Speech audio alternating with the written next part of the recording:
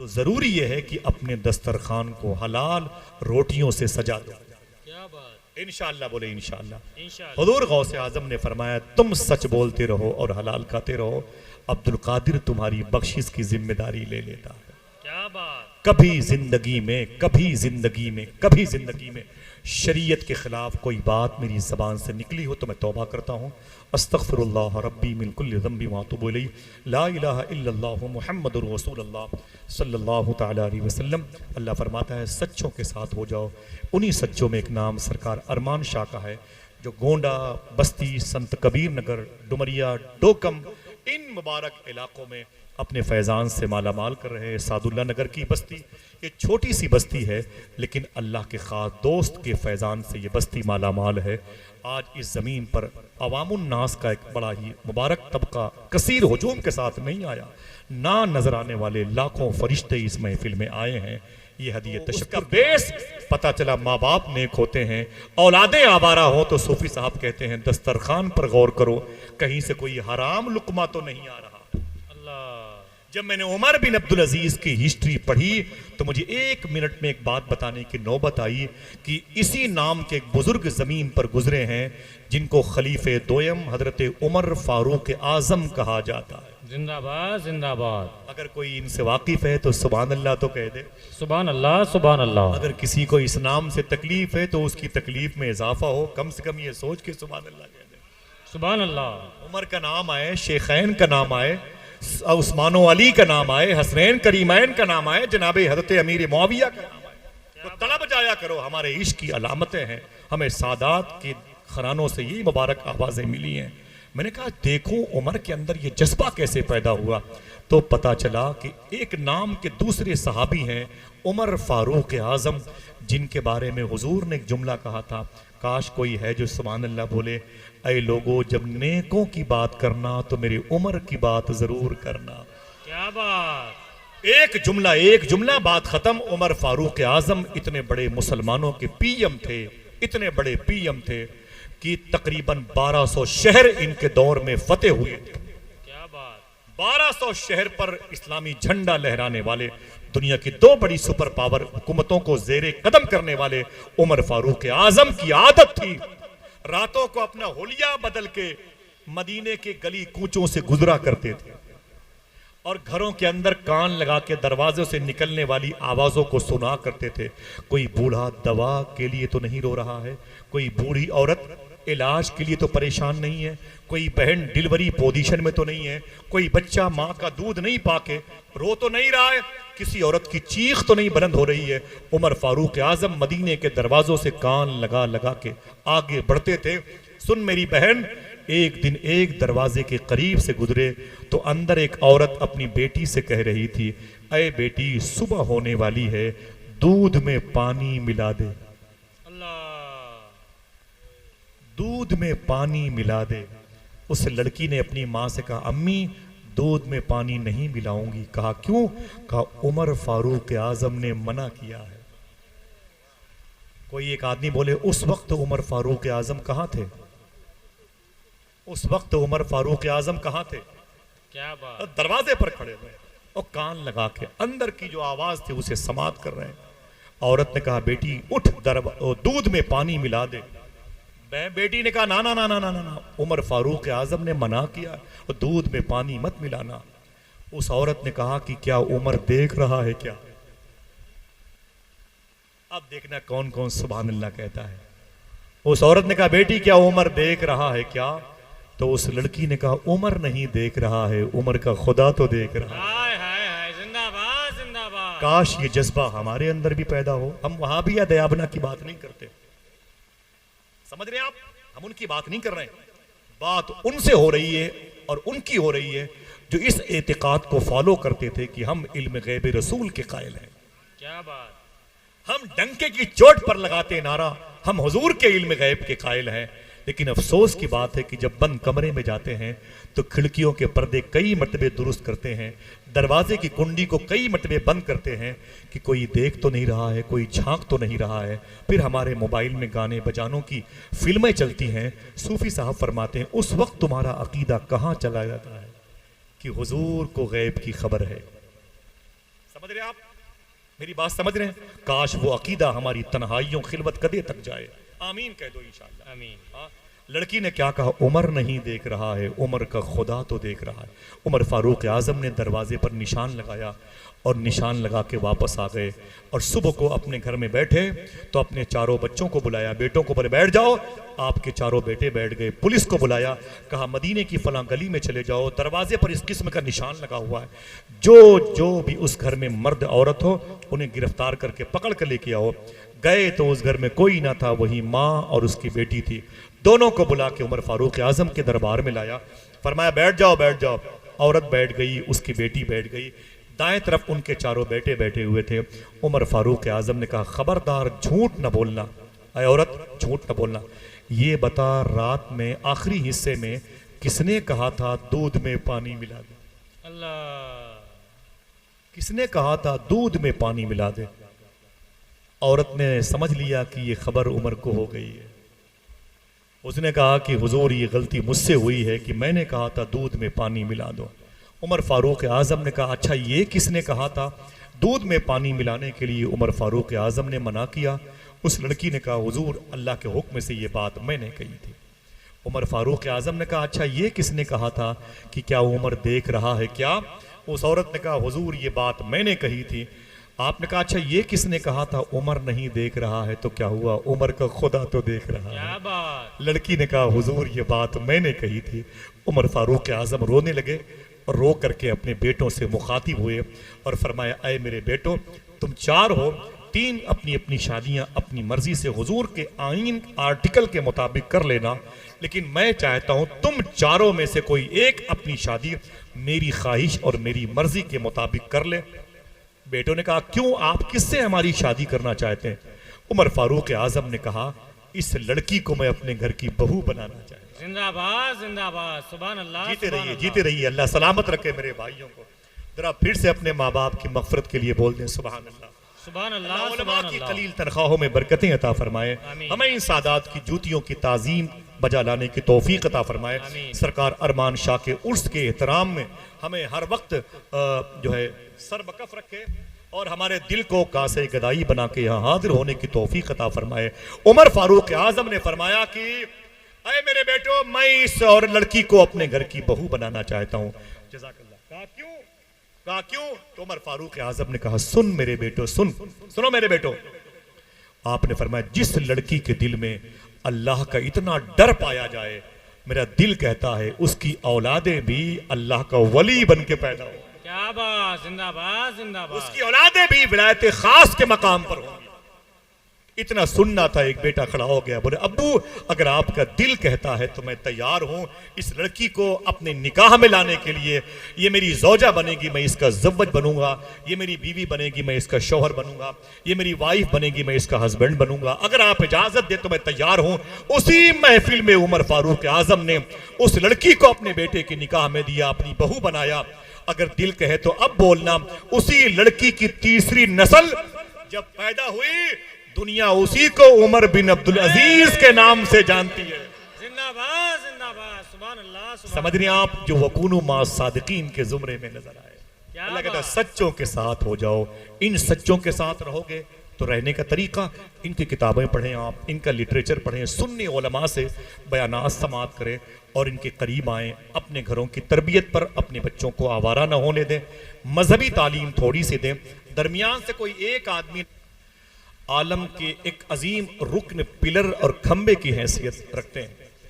अल्लाह का शुक्र है कि हमारी टूटी हुई तकदीर की जो लकड़ियां हैं वो यहीं आकर के हरी होती हैं और अपनी नस्लों की जुल्फों को दराज करती हैं।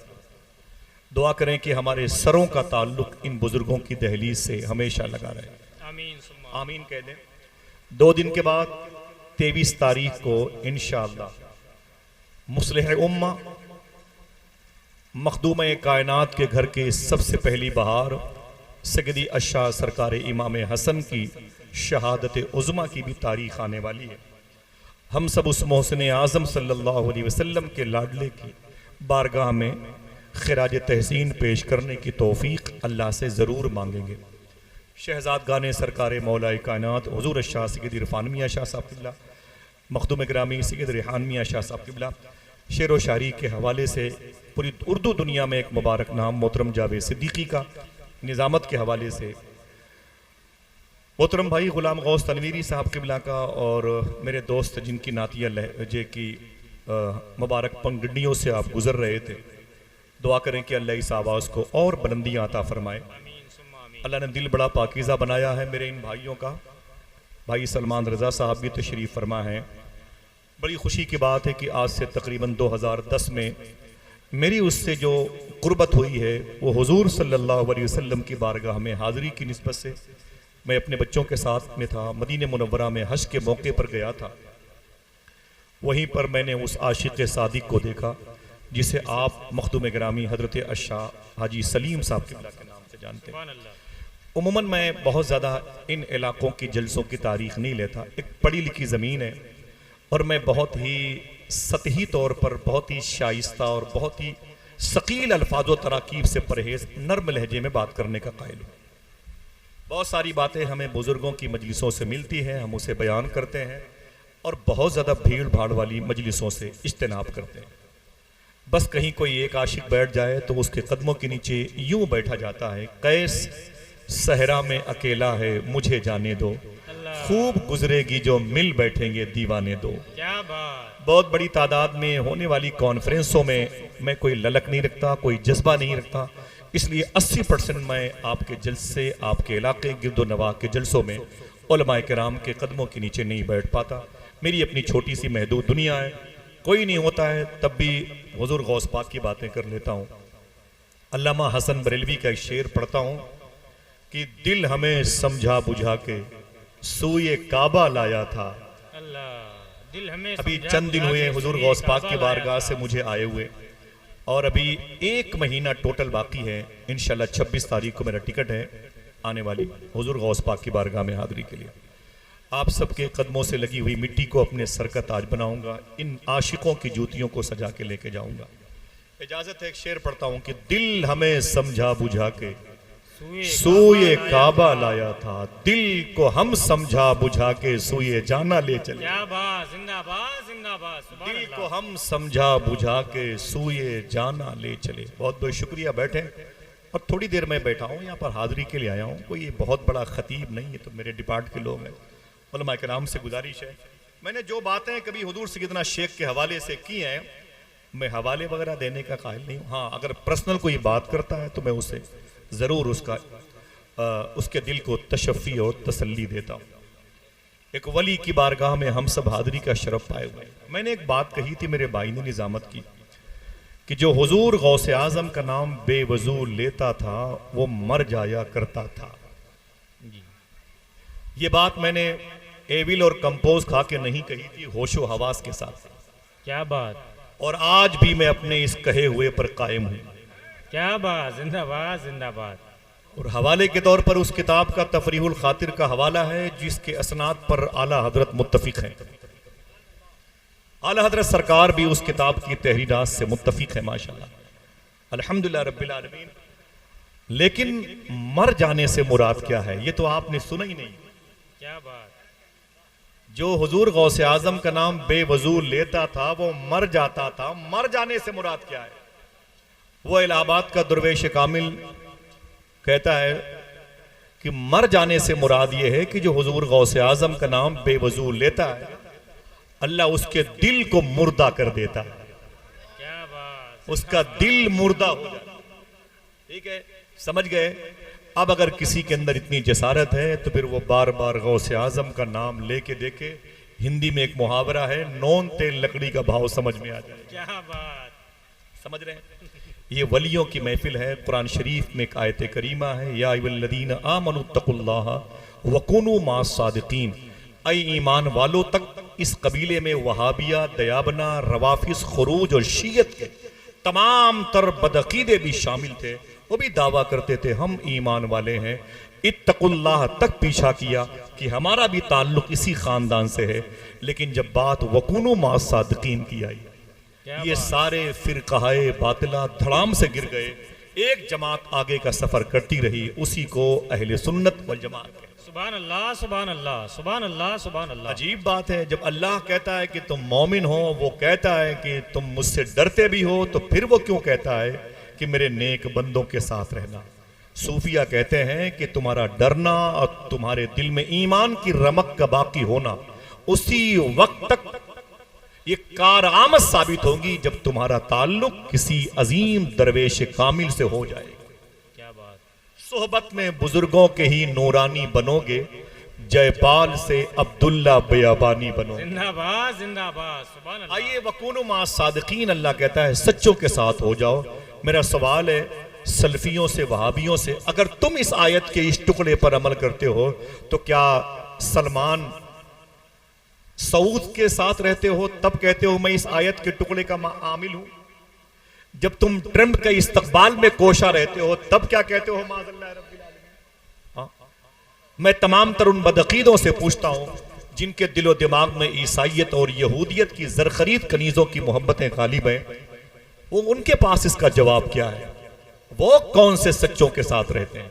हमसे पूछा जाता है तो हम तो डंके की चोट पर कहते हैं सच्चों में एक नाम सरकार अरमान शाह कादरी का, क्या बात। जिंदाबाद। सच्चों में एक नाम सैयदी अशाह सरकार वारिसे पाक का सुभान है, अल्लाह। सच्चों में एक नाम सरकार शामीना लखनवी का है, सच्चों में एक नाम शेख अब्दुल गफ्फार नक्शबंदी संडीला शरीफ का है, सच्चों में एक नाम आला हजरत फाजिल बरेलवी का है, सच्चों में एक नाम सरकार शाहजी मियाँ का है, सच्चों में एक नाम बरेली के करीब में शाह नियाज बरेलवी का है, सच्चों में एक नाम माररा शरीफ की बड़ी सरकारों का है, सच्चों में एक नाम कालपी शरीफ के सादात का, सच्चों में एक नाम सरकार मदारे पाक का, सच्चों में एक नाम सरकार ख्वाजा नसीरुद्दीन चिराग देहलवी का है, सच्चों में एक नाम उनके पीर महबूब इलाही का है, सच्चों में एक नाम उनके पीर भाई अलाउद्दीन साबिर पाक का है, सच्चों में एक नाम ख्वाजा बख्तियार काकी उनके दादा का, सच्चों में एक नाम शेख अब्दुल्ला गाजी पड़ोसी मुल्क कराची पाकिस्तान का है,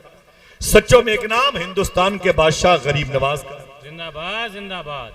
जिस शहर की तरफ चले जाएं वकूनु मा सादिकीन पर अमल पैरा होने वालों की एक जमात जिन आस्थानों से लिपटी और मुत्तसिल और मुदगम रहती है, समझ लो कि आज हमें यहां पर आकर के कुरान की इस आयत के टुकड़े पर अमल की तौफीक मिल गई। सुभान अल्लाह। दुआ करो अल्लाह हम सबको सच्चों के साथ रखे। आमीन सुम्मा आमीन। हाथों को डाके आमीन कह दो। कोई हंगामा नहीं, कोई नारा नहीं, कोई जोर से चीखो पुकार नहीं, उसके लिए मुबारक दोस्तों की आवाज़ें हैं। भाई अंबर साहब भी तशरीफ लाएंगे और मेरे तमाम तर कमेटी के लोगों ने जिनका इंतज़ार किया वो आएंगे। एक सवाल है, जिस मुल्क में आप रहते हैं आज इस मुल्क में आबादी कितनी है हिंदुइज़्म की, मुस्लिमिज़्म की? तो आपको पता है तकरीबन 30 करोड़ से ज़्यादा मुसलमान इस मुल्क में रहते हैं। बनाम मुसलमान कह के बुलाएं तो दिक्कत नहीं होगी, समझ रहे हैं? और अगर पड़ोसी मुल्क को शामिल किया जाए, इसमें भूटान को शामिल किया जाए, गैर मुनक़सिम हिंदुस्तान में बांग्लादेश को शामिल किया जाए, 350 से ज़्यादा वो टापू, वो जजीरे, वो आदिवासियों के इलाके शामिल किए जाएं तो जिनकी तादाद कई लाख बनती है, मैं गुजारिश करता हूँ अगर उनके पास ईमान है तो सवाल है ईमान आया कैसे? क्या बात।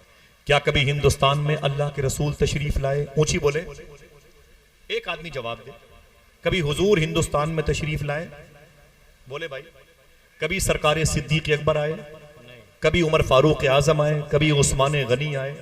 कभी हिंदुस्तान में सरकार हजरत मौलाए कायनात आए? कभी सरकार इमाम हसन तशरीफ लाए? कभी सरकार इमाम हुसैन तशरीफ लाए?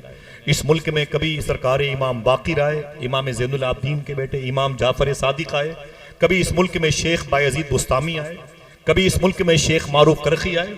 कभी इस मुल्क में शेख सिरी सख्ती आए, शेख जुनैद बगदादी आए, शेख अबू बकर शिबली आए, हबीब अजमी कभी आए, दाऊद ताई कभी आए, मंसूर हल्लाज कभी आए, तफसीर रूहुल मानी के मुफस्सिर शेख महमूद आलूसी कभी आए, मोहब्बतों के इमाम मंसूर हल्लाज कभी आए, इमाम गजाली कभी आए, अबू खुमरा हिंदी कभी आए? आपका जवाब होगा ना ना ना ना। अबू खुमरा हिंदी के बारे में एक रवायत है, बकिया जितने नाम लिए गए कभी हिंदुस्तान में ये बुजुर्ग नहीं आए। 1 लाख से ज्यादा, 2 लाख से ज्यादा हुजूर के सहाबे किराम थे जिनकी अक्सरियत आज अगर देखें तो क्या वो हिंदुस्तान में आई? तो आपका जवाब होगा नहीं नहीं नहीं।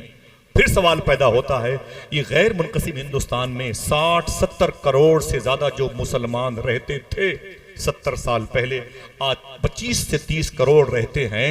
इनको जो कलमा नसीब हुआ ये किसकी वजह से? क्या बात। ये नदवा और देवबंद के ये चिल्ली चिल्ला करने वालों की वजह से? ना ना ना ना, आपको कहना पड़ेगा ये देन है अजमेर के सुल्तान की। जिंदाबाद जिंदाबाद, सुभान अल्लाह। आपको सुभान कहना अल्लाह। पड़ेगा ये करम नवाजियां हैं सरकार मालिक बिन दीनार की। कहना पड़ेगा ये नेमतें मिली हैं सरकार हजरत दाता गन बख्शरी हिजवरी रदी अल्लाह जिंदाबाद। मखदूम बहाउद्दीन शाह जकरिया मुल्तानी की वजह से।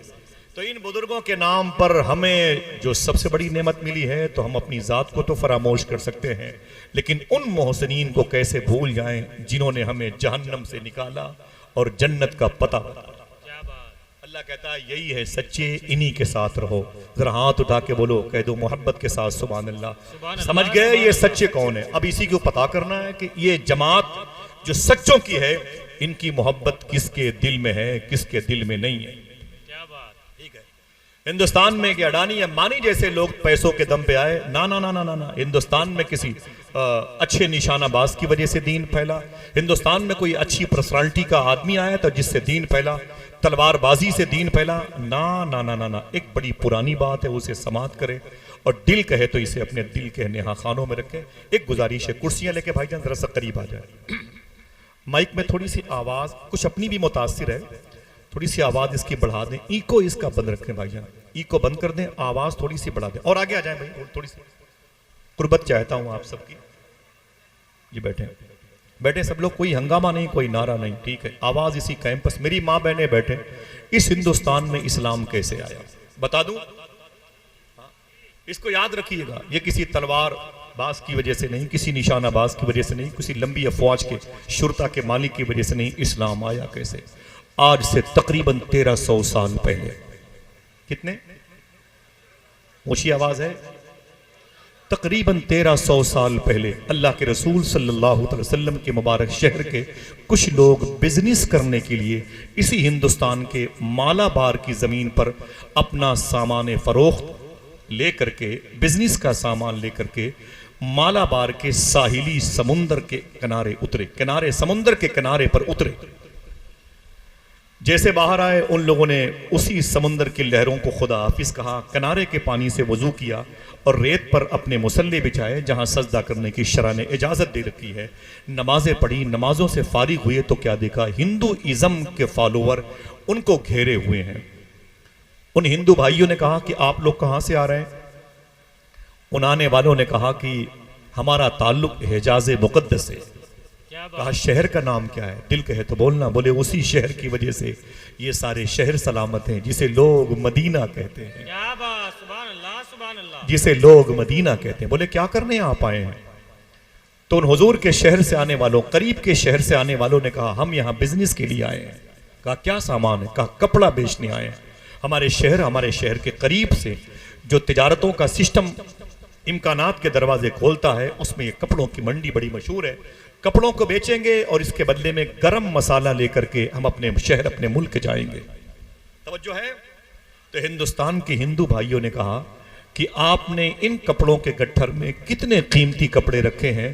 तो मुसलमानों ने सैंपल बाहर किए और सारे गट्ठर में एक सैंपल के तौर पर कपड़े बाहर निकाल रखे थे और उसमें उसकी कीमत लिख रखी थी। मिसाल के तौर पर ये टेरिकाट का, ये पॉलिस्टर का है, ये कॉटन का है, ये मखमल का है, ये जारजट का है और ये सिल्कन का है, वगैरह वगैरह। इनकी कीमत 10 रुपये मीटर, 12 रुपये, 15 रुपये, 20 रुपये मीटर है। वो हिंदुइज्म के लोग उसे देखते रहे, आगे बढ़ते रहे, देखते रहे, आगे बढ़ते रहे। जब सबसे कीमती गट्ठर के पास हिंदू जमात के बिजनेसमैन पहुंचे तो उसमें एक मखमल का कपड़ा लटक रहा था। क्या बात। हुजूर के शहर से आने वालों से पूछा कि आप लोग इसमें क्या रखे हो? कहा इसमें भी कपड़ा है। कहा सिंपल तो मखमल का लग रहा है, जरा ये बताओ कि इसके अंदर कपड़ा कौन सा है? तो हुजूर के आशिकों ने कहा इसके अंदर मखमल का कपड़ा है। तो यहाँ के हिंदू भाइयों ने कहा इसकी कीमत क्या है? देखें ये वकूनु मा सादिकीन होते कैसे, जिनका जिक्र बातनी कुरान में मौजूद है। बोले इसके अंदर जो कपड़ा है उसकी कीमत क्या है? सुने, अगर हम समझेंगे तो समझेंगे, वरना ये ना कहना कि उलमाए किराम ने तो कव्वाली की महफिल करा करके हमें एक तालीम सीखने की अजीम शान रास्तों से बंद कर दिया, महरूम कर दिया। ये मैदान मैशर में बहाने बाजियाँ नहीं चलेंगी कि पपीते के बीज को काली मिर्च में मिला के हम बेचेंगे, कोई क्या कर लेगा। समझ रहे हैं? ये मिलावटी सौदा हमारे एतकाद के लिए खतरा बन रहा है। हिंदुस्तान आने वाले हुजूर के शहर के आशिकों से हिंदू भाइयों ने कहा, इसमें, बोले इसमें मखमल का कपड़ा है, बोले इसकी कीमत कितनी है? तो हिंदू भाइयों ने कहा, इसमें सबसे सस्ता कपड़ा मौजूद है। तो यहाँ के हिंदुइज्म के लोगों ने कहा, अजीब बात है, मखमल के कपड़े की कीमत हमारे यहाँ बहुत ज्यादा है, तुम कहते हो इसमें सबसे सस्ता कपड़ा है। यही उनके अकीदे के टर्निंग पॉइंट का सबब बना, बेस बना, रीजन बना। तुम कहते हो इसमें सबसे कीमती कपड़ा नहीं है, सबसे सस्ता कपड़ा है। तो मुसलमानों ने कहा, बात यह है कि इसमें एक बालिश्त कपड़ा पूरे गट्ठर में खराब लिपटा हुआ है। अभी कुछ मत बोलिएगा, सिर्फ सुनिए। मुझे लगे कि मेरे सामने गुलदस्ते रखे हुए हैं, तेज तूफानों में झूलने वाली शाखें मुझे पसंद नहीं है। सुनिए आप शाइस्ता अंदाज में। मुसलमानों ने क्या कहा, इस गट्ठर में एक बालिश्त कपड़ा पूरे गट्ठर में खराब लपेट दिया गया है, जिसकी वजह से ये सबसे सस्ता कपड़ा है। क्या बात। हिंदुस्तान के उन हिंदू भाइयों ने एक जुमला कहा, अजीब बात है, अपने ऐब को छुपाकर माल बेचना मुश्किल आता है। अपने ऐब को बताकर माल बेचने की टेक्निक तुमने कहां से सीखी?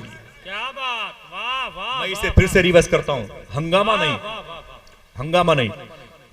मेरी सारी मोहब्बतें उलमा किराम की जूतियों के करीब। जैसे ये दुआओं का ताज आपके सर पे सजाना चाहते हैं, आप बैठे। जितने भाई मेरे खड़े हैं, अल्लाह सबके माँ बाप की मगफरत फरमाए, आमीन कह दे। कुर्सियां खत्म हो गई तो लोग खड़े होकर के हुजूर की बातें समाप्त करते हैं। जरा फिर से कोई कह दे हाथों को उठा के, लब्बैक या रसूल अल्लाह। हाथ नीचे करें। बहुत बहुत शुक्रिया आपका, अल्लाह आपको सलामत रखे। क्या कहा हिंदू भाइयों ने, हिंदू मजहब के लोगों ने क्या कहा? अपने ऐब को छुपाकर माल बेचना मुश्किल आता है। अपने ऐब को बताकर माल बेचने का तरीका तुम्हें किसने सिखा दिया? क्या बात, जिंदाबाद। अब जिसका दिल कहे वो बोले। उन आशिकों ने कहा, ये तालीम मुझे आमिना के लाल ने दी है। जिंदाबाद जिंदाबाद। ये तालीम मुझे मोहम्मद अरबी सल्लल्लाहु अलैहि वसल्लम ने दी है। हुजूर का नाम सुनते ही उन लोगों ने क्या कहा? तवज्जो है। उन लोगों ने क्या कहा? इनमें कौन है मोहम्मद अरबी? क्या बात। हुजूर के आशिकों की आंख में आंसू आ गए। कैसी बातें करते हो, वो यहां नहीं है। बोले फिर वो कहां है? बोले वो तो मदीने शरीफ में आराम कर रहे हैं। बोले वो आए क्यों नहीं? फिर उनकी आंखों में आंसू आ गए। अफसोस की बात यह है कि उनका देहांत हो गया जाहिरी तौर पर, उनकी डेथ मुबारक हो गई, उनका इंतकाल जाहिरी हो गया। वो मदीने पाक की मुबारक मिट्टी की चादर शरीफ ओढ़ करके अपने रोज़े शरीफा में आराम कर रहे हैं। तब हिंदुस्तान के हिंदू मजहब के लोगों ने कहा, अजीब बात है, एक ऐसे नबी को तुम फॉलो करते हो जो इंतकाल कर गया, जिसका देहांत हो गया, जिसकी डेथ हो गई। अब सुने वो किस अकीदे के थे। अगर दिल कहे तो सुभान अल्लाह कहना। उन आशिकों ने कहा, ऐसा नहीं है, हमने जिसे अल्लाह का रसूल माना है वो आज भी दुनिया को मदीने शरीफ से में ऐसे ही देखता है जैसे लोग अपनी हथेली को देखा करते हैं। जिंदाबाद जिंदाबाद। सुभान अल्लाह सुभान अल्लाह। जैसे लोग अपनी हथेली को देखा करते हैं, हम दुनिया के किसी कोने में हो हुजूर की निगाह से छुप नहीं सकते। अगर दिल कहे तो अब कहना सुभान अल्लाह। उन हिंदू मजहब के लोगों ने कहा, अगर ऐसी बात है तो कपड़े का थान बाद में लूंगा, इस्लाम पहले कबूल करना चाहिए। जिंदाबाद जिंदाबाद। नारे तकबीर, नारे रिसालत, अज़मते मजहबे इस्लाम जिंदाबाद, पैगंबरे इस्लाम, मसलके। आप समझ रहे हैं आपको कौन सा मजहब मिला? फिर रिवर्स करूं इसको। अगर मैं हाजी सलीम साहब से कहूं और इन सरकारों से कहूं, उलमाए किराम से, फिर रिवर्स करें आप। कोई और बात नहीं होनी चाहिए जब तक मेरी कौम को हलाल खाने का शोर न पैदा हो जाए। माफी चाहता हूं, मैंने सूफी सुल्तान मियां से पूछा था, वहाबिया दयाबना की बेअदब गुमराह फासिको मौलिन की बढ़ती हुई तादाद की वजह क्या है? तो सूफी साहब ने कहा था, दस्तरखान पर हराम लुकमे आ गए। अल्लाह अकबर अल्लाह। समझ रहे हैं आप? आइए वादा करें इंशाल्लाह इन बुजुर्गों की मोहब्बतों को दिलों में रखेंगे। कैसे? आज से हम इंशाल्लाह तैयारी करेंगे, सच बोलते रहेंगे और हलाल खाते रहेंगे। क्या बात। इंशाल्लाह बोले, इंशाल्लाह बोले। हुजूर सल्लल्लाहु अलैहि वसल्लम के बारे में 40 साल के बाद नबूवत का जब हुजूर ने ऐलान फरमाया तो कुफारा ने मक्का ने यही बात कही, आपसे बड़ा सादिक कोई नहीं, आपसे बड़ा अमीन कोई नहीं। क्या बात। क्या मतलब? आप ही सच बोलते हैं, आप ही हलाल खाते हैं। आज अफसोस की बात यह है कि हम मसलक की बात करते हैं, मशरब की बात करते हैं, उलमा किराम की ताज़ीम और तकरीम बजा लाते हैं, लेकिन हम रिश्वत और दलाली के पैसों से अपने बच्चों के अकीदे को अपाहिज और माजूर कर रहे हैं। अल्लाह। अब समझ में आया कि हिंदुस्तान में जो इस्लाम आया है तलवार के दम पे नहीं बल्कि सदाकत पसंदी की बुनियाद पर आया। क्या बात, जिंदाबाद जिंदाबाद। कितने लोगों ने इस बात को समझा? जरा हाथ उठा के बोले, समझ लिया आपने? हिंदुस्तान में जो दीन आया है वो सदाकत पसंदी की बुनियाद पर आया है। सरकार अरमान शाह रदी अल्लाह तआला अन्हु ये कादरी भी हैं और चिश्ती भी हैं और निजामी भी हैं। कोई एक आदमी बता सकता है कि निजामी से मुराद? आपका जवाब होगा सरकार महबूब इलाही। जिंदाबाद जिंदाबाद। काश आप जोर से सुभान अल्लाह कहते। बैठे बैठे इस्लाम मिल गया, इसे संडीला का लिड्डू समझ रखा है। थोड़ी सी मेहनत तो करें, पता करें वो कौन है जिनके नाम का स्टिकर सरकार अरमान शाह की पेशानी विलायत पे चस्पा है। क्या इन बात। बुजुर्गों के गुंबदों मीनार क्यों सलामत है? 900 साल तक हुकूमत करने वालों के बादशाहाने जमाना की कब्रों की निशानियां मिट गई, लेकिन सरकार अरमान शाह का गुंबद अंधों को भी नजर आ जाता है। क्या बात, ना नजर आने वाली मखलूक का भी इलाज कर देते हैं। क्या बात, जिंदाबाद। टूटे हुए दिलों को जोड़ने की सलाहियत इनके पास है। जिन मरीजों को डॉक्टर जवाब दे दें उन मरीजों का यहां इलाज होता है, या यूं कहो कि उन डॉक्टरों का यहां इलाज होता है। क्या बात। समझ रहे हैं? ये वो बारगाह मुबारक है। बेस क्या है? बेस क्या है? इनके पास कौन सी खूबी थी? 4 आंखें थी, इनके पास 10-20 पैर थे, ये बारिश के पानी से टपक गए थे, आसमान से नाजिल हुए थे? ना ना, ये भी किसी मुबारक कोख की पैदावार है, किसी मुबारक बाप का साया मिला था। लेकिन हमको भी वो मिला साया, हम उजड़ गए, और इन्हें वो साया मिला तो ये बस गए। इनसे जो मोहब्बत करता है वो भी बस जाया करता है। हम नफरतों के मैदान में रहते हैं, ये मोहब्बतों के मैदान में रहते थे। समझ रहे हैं आप? ये मोहब्बतों के मैदान में आज हमारे साथ कोई चलेगा तो हमारी तारीफ करने वाला, मुझे बताया कि मुझसे बड़ा कोई आशिक नहीं, मुझे बताया कि मुझसे बड़ा कोई डॉक्टर नहीं, मुझसे बड़ा कोई पीर नहीं, मुझसे बड़ा कोई शेख नहीं, मुझसे बड़ा कोई मुहद्दिस नहीं, मुझसे बड़ा कोई मुफक्किर नहीं, मुझसे बड़ा कोई दानिश्वर नहीं। और ये कहा करते थे मुझसे कमतर कोई नहीं, मुझसे जलील कोई नहीं, मुझसे बदतर जमीन पर कोई नहीं। सरकार जुन्नून मिस्री से गुलामों ने कहा हुजूर बगदाद शरीफ में बारिश नहीं हो रही है, तो जुन्नून मिस्री फरमाते कैसे होगी? मुझ जैसा नाकारा इंसान जब तक बगदाद में रहेगा बारिश नहीं होगी। ये कह के जैसे उठे झोला निकाला, उठाया अपने हाथों से, जैसे खानकाह से बाहर निकले बारिश होने लगी। बोले मेरे मौला ये बारिश क्यों हो रही है? आवाज़े जुन्नून ये बारिश भी तेरी वजह से हो रही है। क्या बात। पहले इनके नजरियात को समझो, इनके आईन को समझो, इनके अंदर तबलीग का जज्बा कितना था। मेहनतें की है, मुर्ग मुसल्लम नहीं खाए, ऐसी नहीं होगी तो हम जलसे से वापस चले आएंगे, हमारे नाम के बड़े बड़े अलकाबो आदाब नहीं होंगे तो फिर हम नहीं रुकेंगे, अगर किसी अजीम खतीब से पहले मेरा नाम शाये ना हुआ तो फिर हम लौट जाएंगे, नाजिम बाकायदा मेरी निजामत ना करेगा तो हम लौट जाएंगे। तुफ है ऐसी सोच पर। क्या बात।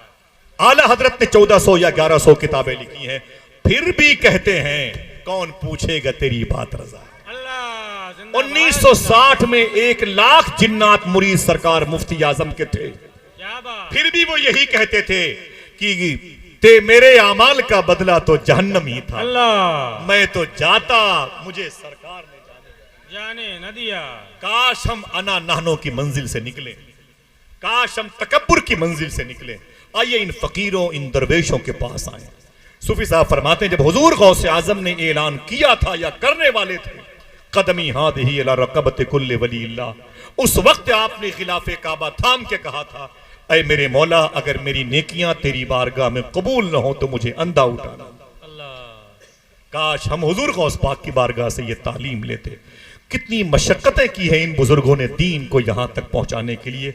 अगर एक आदमी हाथों को उठा के बोले इस्लाम जिंदाबाद, तो मैं एक बात बताऊं, इस्लाम जिंदाबाद। अगर आप चाहते हो कि मरने के बाद आपकी भी और हमारी भी निशानियां बाकी रहें तो आइए इनके मिशन पे चले। क्या बेस है कि निजामी लगा हुआ है, निजामी कितनी बरकतों का नाम है। आइए मैं बताता हूं आपको कौन है सरकार महबूब इलाही। बदायूं शरीफ की जमीन से निकले और सरकार साबिर पाक के साथ पाकपट्टन के ताजदार बाबा फरीद गंज शकर की बारगाह में गए और वहां से शरफ बैयत हासिल किया और फिर दिल्ली के बादशाह बन गए। साहिबो, ऐसे ही नहीं दीन फैलाया महबूब इलाही ने। आप एकदम खामोश रहेंगे, मोबाइल को थोड़ी देर के लिए जेब में रख लें। मैं गुजारिश करता हूँ बस अपने पैरों की मिट्टी मेरे लिए वक्फ कर दें ताकि मेरी कब्र में काम आएगी। सरकार महबूब इलाही कभी कभी दिल्ली में अपना होलिया बदल के टहला करते थे, अपना होलिया बदल के दिल्ली में घूमते थे। ये रवायत बख्तियार काकी के नाम से भी मंसूब है। मैं सरकार महबूब इलाही की तरफ ज्यादा इत्तेफाक रखता हूँ, इसलिए उनका नाम लेता हूँ। अगर खता है तो अल्लाह माफ फरमाए। सरकार महबूब इलाही ने होलिया बदला और टहलते टहलते टहलते टहलते चले गए जमुना नदी के किनारे। क्या एक पंडित जी बैठे हुए थे, मिट्टी का घड़ा लेकर के बैठे थे। मिट्टी का घड़ा लेके वो बैठे हुए थे और वो बड़े ज़ईफ थे। करीब में बहुत सारे हिंदू मजहब के लोग नहा रहे थे, जिसको अपनी जबान में वो कहते हैं स्नान कर रहे थे। क्या बात। सरकार महबूब इलाही ने पंडित जी से पूछा, बाबा आप इतनी खामोशी से क्यों बैठे हुए हो? तो पंडित जी ने कहा कि ऐसा है कि मैं पैसे लेकर के स्नान कराता हूं, लोगों को नहलाता हूं जमुना के पानी से, लेकिन अब बूढ़ा हो गया हूं तो मुझसे कोई नहाने नहीं आता। सब जवानों के पास चले जाते हैं, उनसे नहाते हैं, वो पैसा देता है नहाने वाला और उनके पेट भरते हैं। मेरे तो बच्चे भूखे रहते हैं, मेरे घर के चूल्हे नहीं जलते हैं। अब मेरे हाथ पांव कांपते हैं इस मिट्टी के मटके को उठाते हुए, इसलिए कोई मेरे पास नहाने के लिए नहीं आता। इतना सुनना था कि सरकार महबूब इलाही चुपचाप वापस आ गए अपनी खानकाह। अब अपना होलिया नए सिरे से बदला और बदल करके उसी पंडित जी के पास तशरीफ ले गए और जाकर के फरमाया, पंडित जी मुझे स्नान करना है।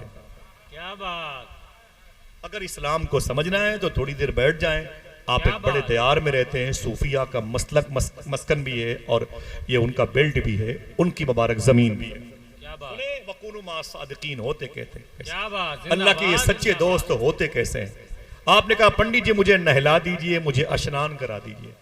पंडित जी ने बहुत सारे मिट्टी के मटके से पानी निकाल करके डाला, आप नहाते रहे। कौन? सरकार महबूब इलाही। नाम याद रहेगा? बोले क्या नाम मैंने लिया? पड़ोसी से पूछ के बताओ महबूब इलाही। क्या नाम लिया मैंने? सरकार महबूब इलाही। ऊंची आवाज बोले, सुनेंगे गौर से तो कल ना बताएंगे अपनी बहन बेटियों को इंशाल्लाह। चाय खानों पे जाएंगे तो ये बातें तबलीग के तौर पर करेंगे, चिराग से चिराग चलाएंगे। सरकार महबूब इलाही, अल्लाह अकबर। जब नहा के फारिग हुए बोले बाबा कितने पैसे हुए? मिसाल के तौर पर कहने लगे 5 रुपए हुए। सरकार महबूब इलाही ने अपनी जेब से 10 रुपए निकाले। क्या बात। जिंदाबाद, जिंदाबाद। कितने? और हुए थे कितने? 5। 5 हुए थे। 10 रुपए निकाले और कहा बाबा जी इसे रख लें। पंडित जी ने कहा कि ये तो ज्यादा है, फरमाया रख लें। आप चले आए। दूसरे दिन फिर सरकार महबूब इलाही गए, बोले बाबा जी मुझे फिर स्नान करना। कहा कोई बात नहीं, पत्थर की चट्टान पर बैठो। सरकार महबूब इलाही बैठे और जमुना के पानी से वो आपको नहलाता। फिर फारिग हुए, बोले कितने पैसे? कितने? 5 रुपए। तो फिर आपने उसे 15 रुपए दिए। 3 दिन के बाद तीसरे दिन चौथे दिन ऐसे आते रहे, बराबर नहाते रहे। 5 की जगह पर कभी 10, कभी 15, कभी 20, कभी 25, कभी 30 देते रहे। क्या बात। और वो पंडित जी बस महबूब इलाही का इंतजार करते रहे, जैसे तैसे बन सकता था उन्हें नहलाते थे। एक दिन वही पंडित जी महबूब इलाही की खानकाह के करीब से गुजरे। क्या बात। जिंदाबाद, महबूब जिंदाबाद। इलाही की खानकाह शरीफ के करीब से जब गुजरे ना, तो भीड़ देखी मुसलमानों की। तो पूछा भाई आप लोग? फरमाया कि हम हुजूर की उम्मत के लोग हैं, मुसलमान धर्म को फॉलो करते हैं, अपने बाबा के दर्शन को बैठे हुए हैं। बोले कौन है तुम्हारे बाबा? बोले अंदर बैठे हुए हैं, दुनिया उन्हें महबूब इलाही कहती है। क्या बात। दुनिया उन्हें सरकार निजामुद्दीन औलिया कहती है। तो पंडित जी ने कहा क्या मैं भी उनका दर्शन कर सकता हूं? क्या मैं भी उनकी जियारत कर सकता हूं? क्या मैं भी उनकी कदम बोसी का शरफ पा सकता हूं? तो गुलामों ने कहा बिल्कुल बिल्कुल, आप जाएं, अंदर जाएं। जैसे पंडित जी अंदर गए तो क्या देखा, ये तो वही हैं जो कई दिनों से मेरे यहाँ नहाने के लिए क्या बात, जिंदाबाद जिंदाबाद। ये तो वही हैं जो कई दिनों से मेरे यहाँ नहाने के लिए आते थे। करीब बैठ के बोले, अगर मेरी आंखें खता नहीं कर रही हैं तो मैं बताऊं कि आप मुसलमानों के इतने बड़े धार्मिक गुरु हैं और आप का चेहरा मुझे लग रहा है कि आप वही हैं जो रोज आना मेरे घर पे नहाने के लिए जमुना नदी में आते थे, मेरे चट्टान के करीब में, मेरी मसनद के करीब में। तो महबूब इलाही की आंखों में आंसू आ गए। फरमाया, हाँ मैं ही था जो तुम्हारे यहाँ रोज नहाने के इरादे से आया करता था। आप अगर कहते तो आपके गुलाम आपको सैकड़ों बाल्टी पानी से नहला देते। क्या बात, जिंदाबाद। पंडित जी ने कहा, आप वहां क्या करने आते थे? क्या जरूरत है? इतने खिदमतगार हैं, अबरू के इशारे पर जान देने के लिए तैयार नजर आ रहे हैं। आप वहां का सफर करके मुझ जैसे भोले से नहाने के लिए क्यों आते थे? सरकार महबूब इलाही ने रो करके कहा, जब मेरी आपकी पहली मुलाकात हुई थी उस वक्त आपने कहा था मैं बूढ़ा हो गया हूं, मुझसे कोई नहाता नहीं, मेरे हाथ पांव कांपते हैं, मेरे चूल्हे नहीं जलते हैं, मेरे बच्चे भूखे सोते हैं। दिल कहे तो सुभान अल्लाह कहना। महबूब इलाही फरमाते हैं कि बाबा जी सुने, मैं आपके चूल्हे को जलाने के लिए अपना होलिया बदल के तुम्हारे पास नहाने के। जिंदाबाद जिंदाबाद जिंदाबाद जिंदाबाद। जरा हाथ उठा के बताएं कितने लोगों ने समझा? हाथ उठाए रखे, जिंदाबाद। समझा कि नहीं समझा? हाँ, बहुत बहुत शुक्रिया। अब एक बात सुने, आज ऐसा कोई कर सकता है? इतने फतवों के ढेर लग जाए ना, समझ रहे हैं कि वो उठ ही ना पाए, समझ रहे हैं आप? लेकिन अगर इखलास हो तो अल्लाह की तरफ से गैबी मदद हुआ करती। बेशक, जिंदाबाद। सरकार महबूब इलाही से उसने कहा, आप और मेरे यहाँ नहाने के लिए जाते थे तो आपने फरमाया तेरे घर के चूल्हे जलाने की मुझे फिक्र थी, जैसे मेरे बच्चे खाते पीते हैं वैसे तेरे बच्चे खाते पीते रहे। मालूम है उस बूढ़े पंडित ने क्या कहा? ऐ निजामुद्दीन औलिया, आज पता चला है इस्लाम कितना खूबसूरत मजहब। जिंदाबाद जिंदाबाद। देर न कीजिए, कलमा पढ़ा के मुझे मुसलमान बना लीजिए। जिंदाबाद जिंदाबाद। मैं भी उसी नबी के कौल की राह का फॉलोअर बनना चाहता हूँ जहां पर दूसरों के बुझे हुए चूल्हों को जलाने की इतनी तरगीब दी जाती है, जहां पर बूढ़ों का इतना एहतराम किया जाता है, तो फिर जवानों का कितना बड़ा एहतराम। क्या बात, जिंदाबाद जिंदाबाद। कलमा पढ़ के मुशर्रफ बा इस्लाम, वहां पूरी नस्ल उसकी हुजूर पर दरूद पढ़ने वालों में शामिल हुई। एक अमल की वजह से, वो क्या था? अपनी अना को ठोकरें मारी, अपने किब्र को आपने पिस्पा किया और अपनी इज्जत और शोहरत के ताज को अपने सर से हटाया और फिर अल्लाह के एक बंदे के दिल में हुजूर की मोहब्बत का चिराग रोशन करने के लिए अपनी इज्जत की थोड़ी सी कुर्बानी दी। पूरी नस्ल कलमा पढ़ने वालों में शामिल हो गई। जिंदाबाद जिंदाबाद। ऐसे होते हैं वो लोग जिनकी तरफ इशारा कुरान कहता है, वकूनु मा सादिकीन। सुभान अल्लाह सुभान अल्लाह। ये वो लोग हैं जिनके तस्करे होते हैं, ये वो लोग हैं जिनकी बातें होती हैं तो बरकत नाजिल होती है। इनकी बातें सुनने के लिए फरिश्ते आसमान से आते हैं। ऐसे ही नहीं बनते लोग। इनमें कोई ऐसा शख्स नहीं होगा जो किसी पीर से मुरीद ना होगा। ऐसा कोई शख्स शायद हो, शाज़ो नादिर, जो किसी न किसी शेख से मुरीद ना हुआ। हर शख्स का ताल्लुक कादरी, चिश्ती, नक्शबंदी, सोहरवर्दी, अबुलराई, वारसी हर सिलसिले से है।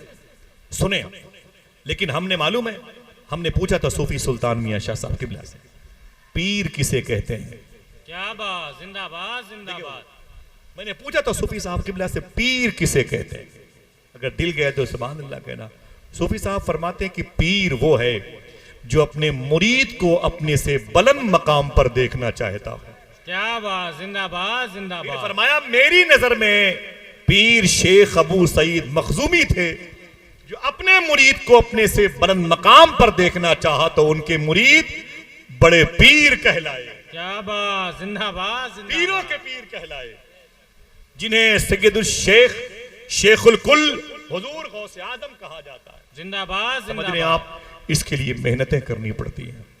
ऐसा नहीं कि मुर्ग मुसल्लम खा लिया और अपने मुरीदों से सादात ही सही उनसे पैर दबवा लिए और उनसे खिदमतें करवा ली, अपने शोहरतों के स्टीकर को तकसीम किया और अपने बुजुर्गों के नामो नमूज से ज्यादा अपनी इज्जतों के लोहे मनवाए और फिर अपने ही नाम के नारे लगवाए और वापस आ गए। ऐलान करने लगे पूरा शहर मेरा मोतरीफ है, पूरा इलाका मेरा चाहने वाला है।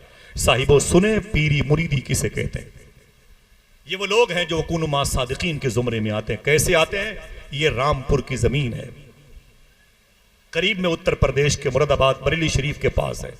वहां पर एक बुजुर्ग आराम कर रहे हैं, उनका नाम है शाह जमालुल्लाह रामपुरी। अगर नाम सुना तब भी सुभान अल्लाह कह दे, और नहीं सुना तब भी सुभान अल्लाह कह दे।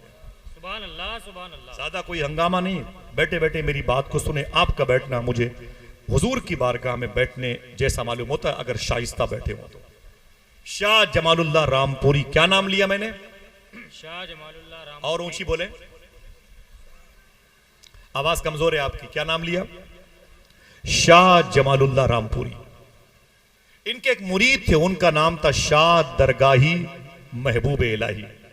वो नहीं, शाह दरगाही महबूब इलाही। क्या बात। पीर का नाम है हाफिज जमालुल्लाह रामपुरी। फिर रिवर्स करता हूं, हाफिज जमालुल्लाह रामपुरी, और मुरीद का नाम है शाह दरगाही। नाम टाइटल था महबूब इलाही। दिल्ली वाले नहीं, ये जो रामपुर में लेटे हैं वो। दोनों मुरीद और पीर में एक बात की तफरीक थी। पीर साहब शिकार के बड़े शौकीन थे, क्या बात। और मुरीद के दिल में परिंदों की बड़ी मोहब्बत थी। क्या बात। तवज्जो है, बोलो भाई। जिंदाबाद। पीर साहब शिकार के बड़े शौकीन थे और मुरीद परिंदों से बड़ी मोहब्बत फरमाते थे। लेकिन जब पीर साहब शिकार पे जाते ना, तो अपने मुरीद को अपने साथ लेके जाते थे। क्या बात। जैसे ही कभी कभी किसी परिंदे पर शेख जमालुल्लाह रामपुरी निशाना लगाते, पीछे से एक पत्थर उठा के चुपचाप शाह दरगाही फेंक देते थे, क्या बात। और वो परिंदा उड़ जाता था, और वो शाह दरगाही चुपचाप हाथ बांधे खड़े होते। तो शाह हाफिज जमालुल्लाह फरमाते, दरगहिया, ये जुमले बोलते, दरगहिया। बोले जी सरकार। बोले ये पत्थर तूने मारा? फरमाते हुजूर सजा दीजिए। क्या बात। सजा दीजिए। फरमाते मैं शिकार के लिए आता हूं तो शिकार को उड़ा देता है। जब भी वो निशाना लगाते, अगर ये होते तो पत्थर मारते। एक दिन हाफिज जमालुल्लाह रामपुरी को जलाल आ गया। जैसे करीब निशाना लगाया, परिंदे को पीछे से पत्थर मारा, उड़ गया। आपने गुस्से में पीछे पलट के फरमाया, दरगहिया। बोले जी सरकार। बोले इस परिंदे को तूने उड़ाया है? बोले हुजूर सजा चाहता। क्या बात। फरमाया चुपचाप यहीं खड़े रहो। एक जुमला। साहिबो बहुत खुशकिस्मत हैं आप एक अल्लाह के वली के बुलाने पर आए हुए हैं। क्या बात। मुझ जैसे खिंजीर से बदतर इंसान की बात नहीं, एक अल्लाह के वली ने आपको बुलाया। आप कितने खुशकिस्मत, वल्लाही लजीम आप बड़े खुशकिस्मत हैं। सूफी साहब कहते हैं कि नात पढ़ने वाले, तकरीर करने वाले, मिंबर के उलमा तो है ही हैं बड़े आला और अरफा मकाम के हामिल। फरमाते तुम्हें तो ये इल्म नहीं है कि हुजूर की मजलिस में बैठने वाले को स्टेटस कितना बुलंद होता है। क्या बात। सुने आप, पीरी मुरीदी किसे कहते हैं, ये विलायत का मकाम मिलता कैसे? फरमाया चुपचाप यहीं खड़े रहो। वो खड़े हो गए, और शाह हाफिज जमालुल्लाह रामपुरी आगे बढ़ गए, अपने और मुरीदों के साथ बढ़े, और शिकार करते हुए आगे निकले तो जंगल के दूसरे रास्ते से निकल के अपनी खानका पहुंच गए। अल्लाह ने उनके दिल से उनके इस मुरीद शाह दरगाही की मोहब्बत निकाल दी। भूल गए कि मेरा कोई एक मुरीद था दरगाही। उनके जहन से यह बात निकल गई। बस शामो सहर होते रहे, सुबह शामें तब्दील होती रही। 12 साल के बाद अल्लाह। एक आदमी बोले 12 साल के बाद शाह हाफिज जमालुल्लाह रामपुरी उसी जंगल में उसी तरफ फिर शिकार के लिए जब आए, जहां पर 12 साल पहले कहा था बे दरगहिया खड़े रहे।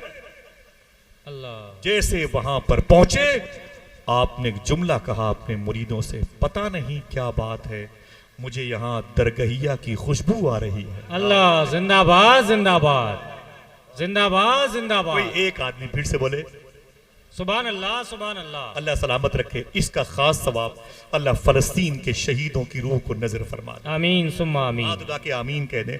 अल्लाह मुजाहिदीन फलस्तीन पे करम फरमाए, वहाँ के बच्चों की बच्चियों की इस्मत व ईमान का तहफ़्फ़ुज़ फरमाए। मुजाहिदीन कुब्बतुस सुखरा पे करम फरमाए। आमीन कह दे। माशा आमीन। क्या कहा? मुझे इस जमीन पर दरगहिया की खुशबू आ रही है। फिर आपने आवाज दी दरगहिया, वही हिंदी में क्या बात। दरगहिया मालूम है आपको, अगर मिर्जा इंजीनियर की बातों की जुल्फों में मुकय्यद ना हुई हो तब समझोगे। क्या बात। पर मैं दरगहिया इतना कहना था कि करीब में एक पेड़ जैसा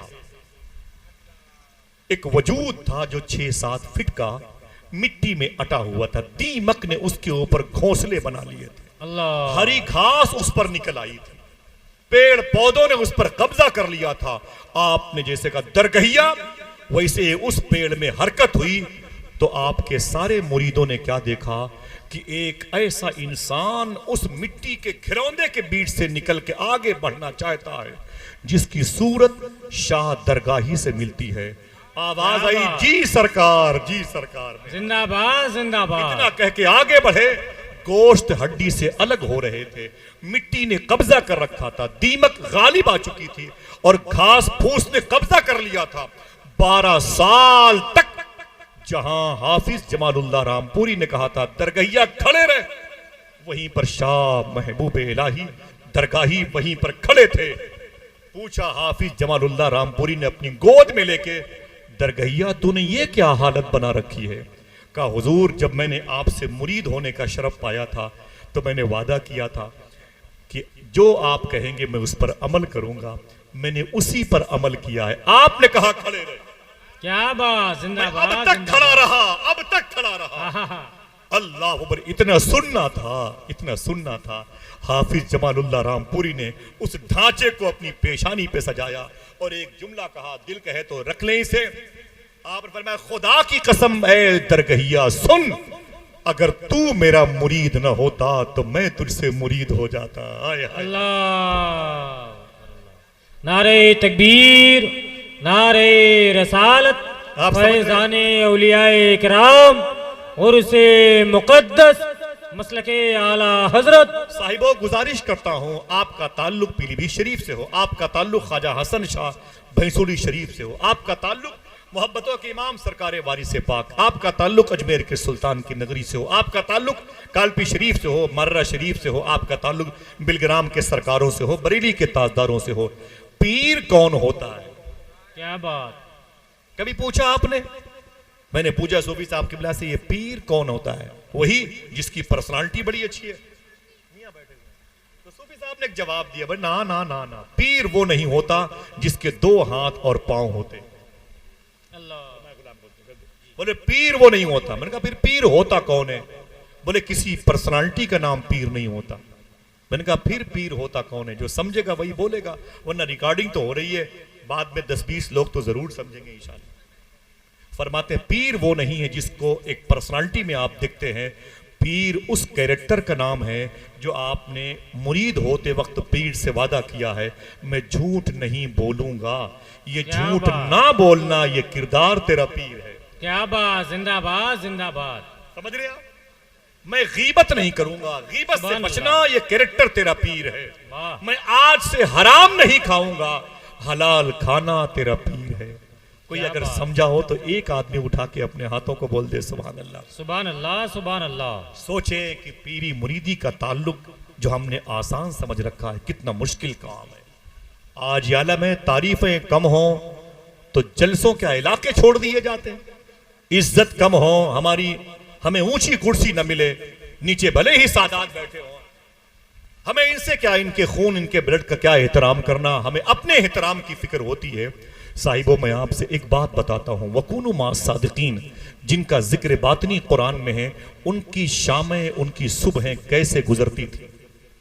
समझ रहे हैं आप बोलें कि आपको मेरी बातें कुछ समझ में आ रही हैं कि नहीं आ रही? मैं गुजारिश करता हूं आप इन बातों को लेके जाएं।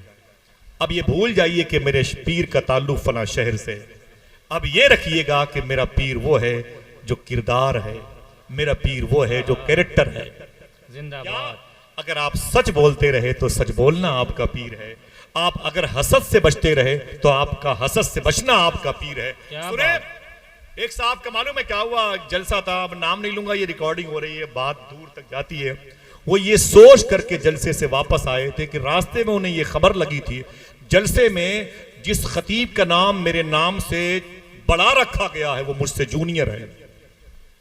ये सोच करके वापस आ गए। जलसे वालों को फोन किया, बोले तुम्हें तमीज नहीं है, तूने एक जूनियर का नाम सीनियर से ऊपर दिया, उसकी औकात क्या है, उसकी बिसात क्या है। और 2 कौड़ी का मौलवी है मेरे सामने, तुमने उसके नाम को मेरे नाम के आगे अहमियत दी है। मुझे मेरे बारे में नहीं पता कि मेरे कितने शागिर्द हैं, मेरे कितने जलवे हैं, लंदन और ऑक्सफोर्ड में कहां कहां मेरे बच्चे पढ़ते हैं, वगैरह वगैरह वगैरह। मैं आज आपको एक बात बताता हूं, ये अल्लाह के सच्चे दोस्त जिनके करीब रहने का हुक्म दिया गया, ये होते कैसे हैं। वादा करो इंशाल्लाह इसे भूलेंगे नहीं। क्या बात। वादा करो इंशाल्लाह बोलो। आपको मैं अपने सर पे रखूंगा और मेरी बहनें बैठी हुई हैं, उनको भी दीन समझने की जरूरत है। उनका आना पर्दे में अल्लाह कबूल फरमाए। आमीन। देखिए अपने बुजुर्गों की तालीम क्या है, तालीम क्या है मालूम है। एक बड़े अजीम बुजुर्ग गुजरे हैं जिनको दुनिया उमर बिन अब्दुल अजीज कहती है। बेशक, जिंदाबाद जिंदाबाद। मैं ये नाम फिर से लूं, जिनको दुनिया उमर बिन अब्दुल अजीज कहती है। क्या कहती है? उमर बिन अब्दुल अजीज। ऊंची बोले। उमर बिन अब्दुल अजीज कहती है। ज्यादा गुफ्तगू लंबी नहीं होगी और आपको सुनना है, और मैं भी इसी कुत्तों के तरीके से कहीं और भौंकने के लिए जाऊं। अल्लाह। जो मिले इस दरबार से वो तबर्रुक है मेरे लिए। आपकी दुआएं, उलमाए किराम की जूतियां, इन आशिकान रसूल का के पैरों का धोवन, खुदा की कसम मेरे लिए तबर्रुक है। हकीकत में एक बात बताता हूं, हुजूर गौस पाक की बता दूं, फिर वो बात बताता हूं। शेख मोहसिन फरमाते हैं कि मेरी महफिल में जो बगदाद जाना चाहता है जरा हाथ उठा के बोले लब्बैक या गौसे आजम। लब्बैक या गौसे आजम। जरा ऊंची आवाज में, ऊंची आवाज में। लब्बैक या गौसे आजम। लब्बैक या गौसे आजम। सुने, जो मिल जाए यहां से उसे आप नेमत समझें, चाहे वो दुआ हो, चाहे वो गुलाब की पंखड़ियां हो, चाहे वो अगरबत्ती की जली हुई मुबारक राख हो, चाहे इनका फैजान हो, चाहे इनकी बारगाह से कल्बी ततहीर के सामान हो। मालूम है शेख मोहसिन फरमाते हैं मेरी मजलिस में एक शख्स आता था, बहुत बड़ा डॉक्टर था, 20 मुल्क से ज्यादा सफर किया था। 20 मुल्क से, लंदन भी गया था वो, और मलेशिया भी गया था वो, इंडोनेशिया भी गया था, ऑस्ट्रेलिया भी गया था। 20 मुल्क से ज्यादा उसने सफर किया था। करोड़ों रुपए उसकी प्रॉपर्टी के नाम पर उसके पास पड़े रहते थे, और मशहूर डॉक्टर था मेरे शहर का। शेख मोहसिन फरमाते हैं, देखें आपके दादा की बात, वो फरमाते अचानक उसके अंदर एक बीमारी पैदा हुई। सुनना बेटा, ये बच्चे बैठे हुए हैं मेरे भाई, सुनना भाईजान। फरमाते कि अचानक उसके यहां एक बीमारी पैदा हुई। वो बीमारी क्या थी? वो जिसको भी देखता, भाई 100 रुपए देना तो, अल्लाह। जिसको भी देखता, ओ भाई जी क्या बात है, और 200 देना तेरा तो। जेब में पैसे है कि नहीं, बस मांगता रहता, और करोड़पति आदमी था। दिन भर वो लोगों से मांगता, भाई सब्जी लेना है। लोग ना अजीब आदमी हो, इतनी दौलत है, 20 मुल्क से ज्यादा सफर किए हो, ऑस्ट्रेलिया गए हो, मलेशिया इंडोनेशिया गए हो, लंदन तुमने जाके डॉक्टरी की है, इराक के इरबिल गए हो, तुम कहां कहां तुमने सर्विस की है, इतने पैसे, बिल्डिंग फ्लैट, हर वक्त भीख मांगते हो हर आदमी से। भाई 200 देना था चाय पीना, वो 100 रुपए देना था नाश्ता करना है। दिन भर वो मांगता रहता। शेख मोहसिन फरमाते हैं कि एक दिन मैंने उससे कहा, इधर इतना बड़ा पैसे वाला इंसान, मेरी बहने सुनना, इतना बड़ा पैसे वाला इंसान तू हर वक्त लोगों से भीख मांगता है, और भाई साहब देना 100 50 देना, तू मांगता क्यों है? खुदा की कसम सुने, जो मिल जाए यहाँ का वही मेरे लिए तबर्रुक है। और इन सरकारों ने करम फरमाया, बुला लिया, ये बड़ी बात है, समझ रहे आप। शेख मोहसिन से उस डॉक्टर ने क्या कहा, वादा करो कभी भूलेंगे नहीं इंशाअल्लाह, इंशाअल्लाह बोले कभी नहीं भूलिएगा। उसने कहा कि मैंने वाकई करोड़ों रुपए कमाए, बहुत ज्यादा पैसे मेरे पास हैं, बहुत पैसे मेरे पास। बोले भीख क्यों मांगता है तू? ओ फला साहब 10 रुपए देना, भाई 10 रुपए देना, 10 रुपए देना। तो उस डॉक्टर ने क्या कहा? उस डॉक्टर ने कहा कि मैं ड्यूटी करते करते करते इराक गया, और इराक में इरबिल शहर में मेरी ड्यूटी लगी। बगदाद शरीफ से करीब है ना इरबिल। बोले मेरी वहां ड्यूटी लगी, और मैं वक्फे वक्फे के बाद हुजूर गौस पाक की बारगाह में हाजिरी के लिए जाया करता था। क्या बात। नाम आए तो सुभान अल्लाह के। सुभान अल्लाह, सुभान अल्लाह। बोले मैं शेख की बारगाह में जाया करता था। बोले फिर तुझे भीख मांगने की कैसी पड़ गया? तुझे तो देने की आदत पड़नी चाहिए। हाँ, तुझे भीख मांगने की आदत कैसे पड़ गई? उसने क्या कहा? रोने लगा।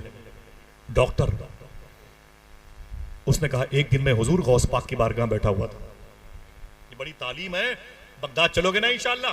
इंशाअल्लाह। ये तैयारी कर लो। ये उसी कालम में एक तालीम ये भी है, उसी शरायत सफर में। सुने आप, उसने कहा मैं शेख की बारगाह बैठा हुआ था। हुजूर सैयदना शेख सुल्तानुर रिजाल की बारगाह बैठा हुआ था, सुल्तानुल कुल की बारगाह बैठा हुआ था, कुतुबुल इंस वल जिन की बारगाह बैठा हुआ था। मैं हुजूर गौसे आजम की बारगाह बैठा हुआ था मवाजिया शरीफ पर और कुछ पढ़ रहा था। देखिए अचानक कोई अंदर कोई शेख एंट्री किए गौस पाक की बारगाह में और उनके हाथ में नोटों की गड्डी थी। वो सबको पैसे देने लगे, 1000 2000 5000 1000 2000 5000, सबको देते देते देते सबको देते देते देते देते पैसे वो मेरे पास आए और मुझे भी उन्होंने उठा करके मेरी भी झोली में जो मेरे हाथ फैले हुए थे ना, उसमें उठा के उन्होंने भी 1000 2000 डाल दिए। जैसे मेरे हाथ में पैसे आए ना, मैं गुस्से में लाल पीला हो गया। सामने हुजूर गौस पाक की बारगाह पर मैं बस, डॉक्टर ने कहा बस।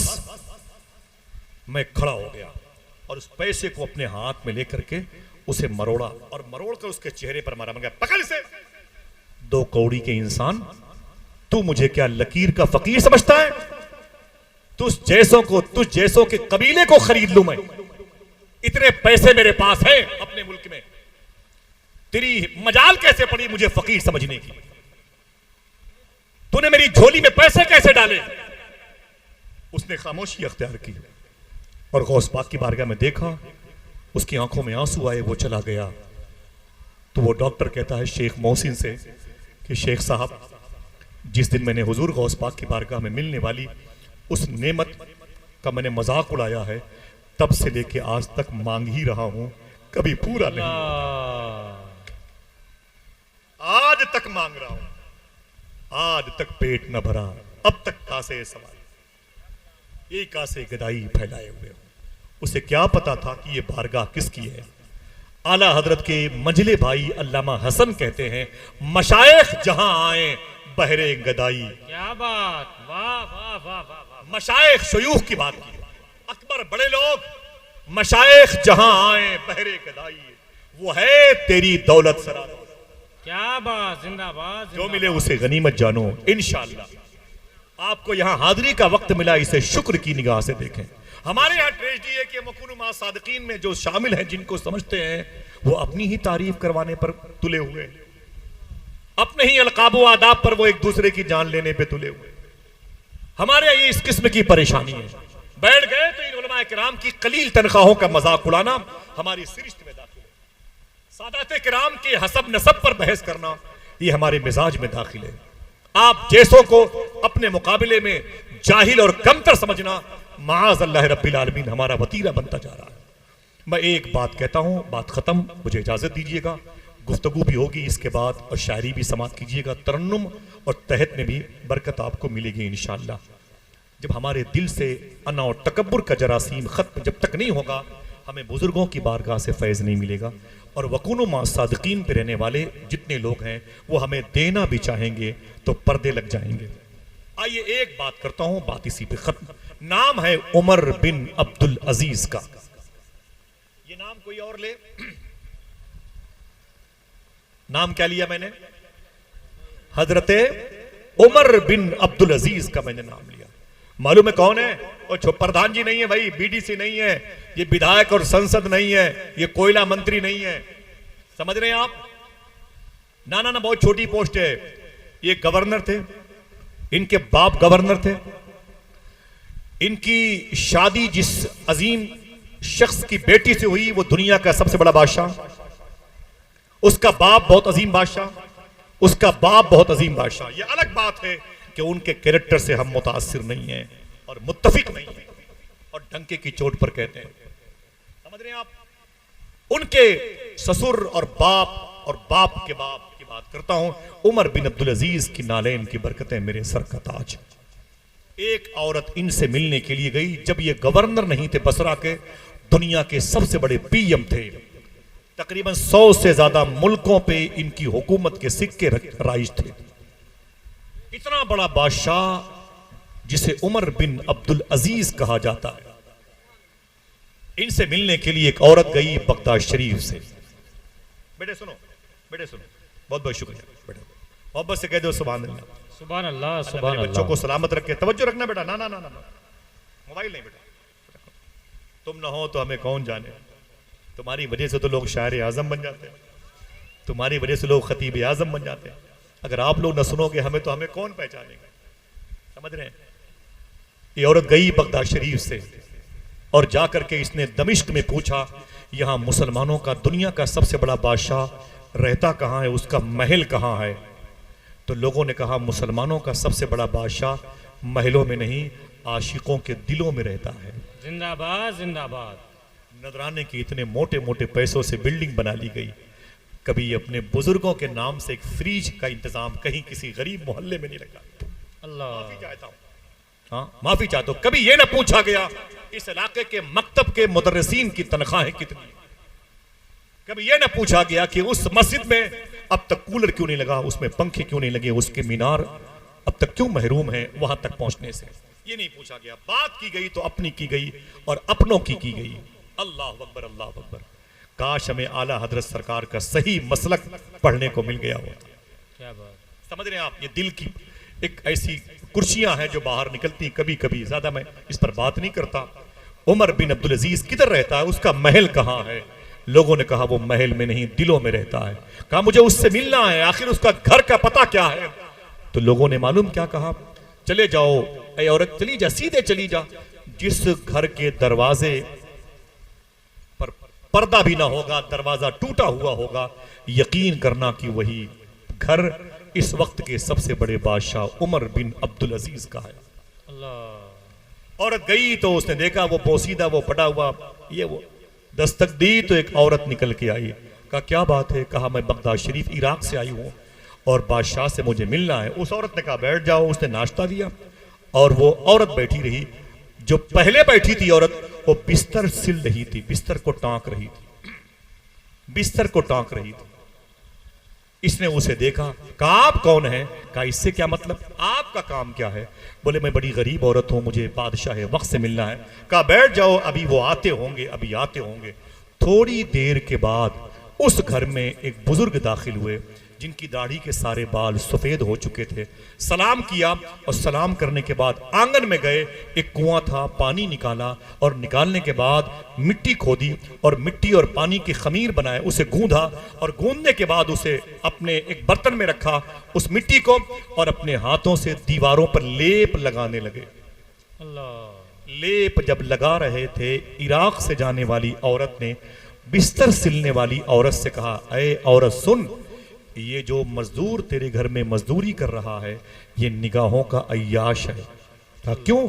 कहा ये जब से आया है बार बार तेरी तरफ देखता है, इसे घर से बाहर कर दे वरना ये किसी दिन बदतमीजी को जाहिर कर देगा।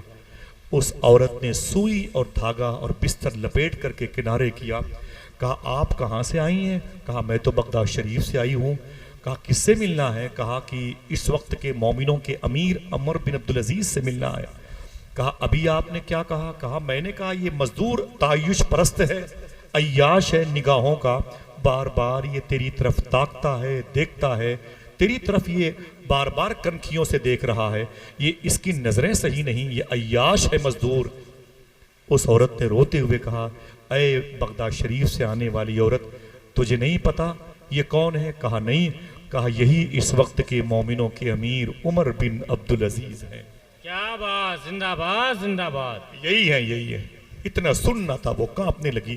कहा मुझसे इतनी बड़ी खता हो गई, इतने बड़े बादशाह जिसकी धमक सूरज के निकलने और डूबने तक सुनाई दे रही है, वो अपने घरों की दीवारों पर मिट्टी से लेप लगाता है। तो उस औरत ने कहा मदीने वाले आका की यही तालीम है। अल्लाह अल्लाह अल्लाह, मदीने वाले आका की यही तालीम है। औरत डर गई। बाद में जब बैठे उमर बिन अब्दुल अजीज, फरमाया ऐ औरत क्या बात है, कहां से आई है। जुमला सुनना इस बातों को, उलमा किराम जानते हैं इन चीजों को। आज हमारी मदह सराई हो तो हम खुश, हमारे सामने इन सरकारों का देर तक जिक्र हो तो नाखुश, किसी दूसरे सिलसिले की बात की जाए तो हमारे लिए पसीने आते हैं। जब तक हमारी मदहसराई ना हो हमारी शिकम परवरी नहीं होती है। अल्लाह अकबर। उमर बिन अब्दुल अजीज ने कहा, अय औरत क्या चाहती है? उसने कहा, हुजूर मेरे शौहर का इंतकाल हो गया, मेरी 5 बेटियां हैं। कितनी? ऊंची बोले भाई। मेरी 5 बेटियां हैं और मेरे उनका गुजारा नहीं हो पा रहा है। आप कुछ तनख्वाह, कुछ पेंशन, कुछ पैसे दे दें माहिवार, हर महीने मुझे मिलते रहें। कोई कागज पे लिख के दे दें, मैं बगदाद के गवर्नर को दिखा दूंगी, वो मुझे कुछ न कुछ पेंशन के नाम पर देता रहे ताकि मेरी बच्चियां पल जाएं। उमर बिन अब्दुल अजीज ने लेटर पैड निकाला और फरमाया, कलम लेकर के, तेरी पहली वाली बेटी का नाम क्या है जो बड़ी है? उसने नाम बताया और उसका नाम लिखा, उसकी उम्र लिखी और आगे लिखा, इसको हर साल हुकूमत बगदाद की तरफ से हर महीने 5,000 रुपए मिलेंगे। मिसाल के तौर पर कितने? मिसाल के तौर पर इसे 5,000 हर महीने मिलेंगे। तो उस औरत ने क्या कहा? अपने दामन को उठाया, कहा, अय अल्लाह तेरा शुक्र है। क्या कहा? आवाज नहीं आई। अय अल्लाह तेरा शुक्र है। उमर बिन अब्दुल अजीज ने कहा, तेरी दूसरी बेटी? कहा, वो तकरीबन 16 साल की है। कहा, उसका नाम क्या है? नाम लिखा, उम्र लिखी। कहा, इसको भी बगदाद के गवर्नर की तरफ से 5,000 हर महीने मिलेंगे। औरत ने फिर दुपट्टा उठाया, कहा, अय अल्लाह तेरा शुक्र है। फिर उमर बिन अब्दुल अजीज ने कहा, तीसरी बेटी? उसने कहा, उसका नाम यह है, उसकी उम्र तकरीबन 13 साल की है। उमर बिन अब्दुल अजीज ने उसका भी नाम लिखा, उम्र लिखी। कहा, इसे भी हुकूमत बगदाद की तरफ से 4,000 हर महीने मिलेंगे। उस औरत ने फिर कहा, अय अल्लाह तेरा शुक्र है। क्या बात, जिंदाबाद। चौथी बेटी की बात आई, वो बोले 9 साल की है, बोले उसे भी हुकूमत बगदाद हर महीने 4,000 रुपए देगी। फिर औरत ने कहा, अय अल्लाह तेरा शुक्र है। 4 मरतबे जब अपनी बच्चियों की तनख्वाह देखी हर महीने की मिलने वाली, उस औरत ने क्या कहा? हाथ उठा के बताएं। अल्लाह तेरा माशाअल्लाह। शुक्र है। अल्लाह मेरे भाइयों को सलामत रखे। फिर से बोले, अल्लाह तेरा क्या कहा? ऊंचे बोले, अल्लाह तेरा अय अल्लाह तेरा शुक्र है, अय अल्लाह तेरा शुक्र है। इतना कहा। अब बची कौन? एक बेटी। कहा, तेरी 5वीं बेटी? उसने कहा, हुजूर उसका नाम ये है। उम्र कितनी है? कहा, 6 साल है। जैसे उमर बिन अब्दुल अजीज उस 6 साल की 5वीं छोटी बच्ची की सैलरी, तनख्वाह, यानी उसकी पेंशन लिखने वाले थे कि इसे भी मिसाल के तौर पर हर महीने 3,000 मिलेंगे, जैसे लिखने वाले थे, उस औरत का लहजा बदल गया। हर मर्तबे उसने क्या कहा? अय अल्लाह तेरा शुक्र है। बहुत बहुत शुक्रिया। बोलो भाई, क्या कहा? अय अल्लाह तेरा शुक्र है। 4 मर्तबे उसने यही कहा, अय अल्लाह तेरा शुक्र है। लेकिन जब 5वीं मर्तबे बेटी को पैसे की रकम को फिक्स करते हुए देखा उस औरत ने, तो उस औरत की जबान से निकल गया, अय उमर बिन अब्दुल अजीज आपका बहुत बहुत शुक्रिया। वो भूल गई क्या कहना था। अय अल्लाह तेरा शुक्र पढ़े है। लिखे लोग हैं, ऊंची बोले, क्या कहना था? उस जबान से क्या निकला? आपका बहुत बहुत शुक्रिया। अय उमर आपका बहुत बहुत शुक्रिया। इतना सुनना था कि उमर बिन अब्दुल अजीज ने 5वीं बेटी को जो पैसा लिख रहे थे, लिखने वाले थे, उसे काट दिया। फरमाया, औरत सुन, उमर तेरी 5वीं बेटी के लिए 1 रुपया भी नहीं देगा। अपनी इन 4 बेटियों से कहना कि अपनी तनख्वाहों से, अपनी सैलरी से मिलने वाली रकम अपनी 5वीं बहन को दें ताकि उसका भी खर्चा पूरा होता रहे। मैं तेरी 5वीं बेटी को कुछ भी नहीं दे सकता। उस औरत ने कहा, हुजूर नाराज क्यों हो गए? क्या बात। उस औरत ने कहा कि हुजूर आप नाराज क्यों हो गए? तो उमर बिन अब्दुल अजीज रोने लगे। खुदा की कसम, एक जुमला है, कैसे होते हैं वकूनु मा सादिकीन के जुमरे में रहने वाले। क्या बात। आपने फरमाया, ऐ औरत सुन, ये जो कलम चल रहा है उमर बिन अब्दुल अजीज का, ये उमर के इशारे पर नहीं, खुदा के हुक्म से चल रहा। जिंदाबाद जिंदाबाद। सुभान तूने अल्लाह। 4 मरतबे कहा, ऐ अल्लाह तेरा शुक्र है, तो मेरा कलम भी आगे चलता रहा। जब तेरा लहजा बदल गया, तूने कहा, उमर आपका बहुत बहुत शुक्रिया। अरे उमर तुझे क्या देगा? उमर खुद बेलिबास पैदा हुआ। जिंदाबाद जिंदाबाद। उमर तुझे क्या देगा? तूने उमर की तारीफ क्यों की? मैं तो बेलिबास पैदा हुआ था, कौन सी पासबुक लेके मैं पैदा हुआ? कितने मेरी मुट्ठियों में खजाने थे। बोल औरत, मैं तो नंगा पैदा हुआ था, मेरे पास कोई दुनिया नहीं थी। ये सारी करम नवाजियां मेरे परवरदिगार आलम की हैं। ये बता, तूने उस रब की शुक्र की अदायगी से पहले तूने मेरा नाम क्यों लिया? इस बात पर मुझे अफसोस है। जा, तुझे मैं पांचवी बेटी तेरी जाए ना, उसे कुछ नहीं दे सकता। जा, निकल जा मेरे सामने से। तूने मुझे डिस्टर्ब कर दिया। तूने खुदा के होते हुए उमर की तारीफ क्यों की? अल्लाह अकबर। औरत ने कहा, माफी चाहती हूं। बगदाद वापस आ गई, बगदाद के गवर्नर के पास गई और अपना खत दिखाया। कहा, हुजूर ये खत है। कहा, खत देखा तो मोहर लगी थी उमर बिन अब्दुल अजीज की। जब गवर्नर ने देखा उस खत को तो उसकी आंख में आंसू। फरमाया, आप रोते क्यों हैं? कहा, ये खत तो ओरिजिनल है, मोहर ओरिजिनल है, ये बता इसे लाया कौन है? उस औरत ने कहा, मेरे पैरों के छालों से पूछो। मैंने सफर किया है मुल्क शाम का, दमिश्क में गई थी और मैंने जा करके वहां उमर बिन अब्दुल अजीज से मुलाकात की और मेरी 4 बच्चियों की सैलरी हर महीने की लिखी उन्होंने। क्या दिक्कत है? डुप्लीकेट है? तो गवर्नर ने कहा, नहीं, खुदा की कसम ये सच्ची रिपोर्ट है, मुहर भी सच्ची है और ये लेटर पैड भी सच्चा है। लेकिन ऐ औरत, तुझे पता नहीं है, जिस उमर बिन अब्दुल अजीज से तू मिल के आई है उसका दमिश्क में इंतकाल हो गया। उस औरत ने कहा, इसका मतलब मुझे पैसे नहीं मिलेंगे। उस गवर्नर ने कहा, उमर का इंतकाल हुआ है, उमर के फैसले का इंतकाल नहीं। जिंदाबाद जिंदाबाद। सुन औरत, जब तक मैं नहीं, मेरे रब का करम इस शहर पर गालिब है और हावी है। इंशाल्लाह तेरी बच्चियों की परवरिश के लिए हुकूमत बगदाद खर्च पे खर्च देती रहेगी। अल्लाह अकबर। लेकिन जब उस माजरे को सुनाया ना, तो गवर्नर बगदाद भी बहुत रोया था। ऐ उमर, तेरी जुर्रत को सलाम। ऐ उमर, तेरी इनकिसारी को सलाम। ऐ उमर, तेरी तुराबी सिफत को सलाम। इतना बड़ा होकर के तो कितना छोटा बनता था, लोग छोटे होकर के इतना बड़ा बनते थे। मैंने सोचा जरा सा देखूं उमर के अंदर इतना बड़ा जज्बा कैसे पैदा हुआ। एक जुमला है बस, ये मेरी माँ बहनें बैठी है।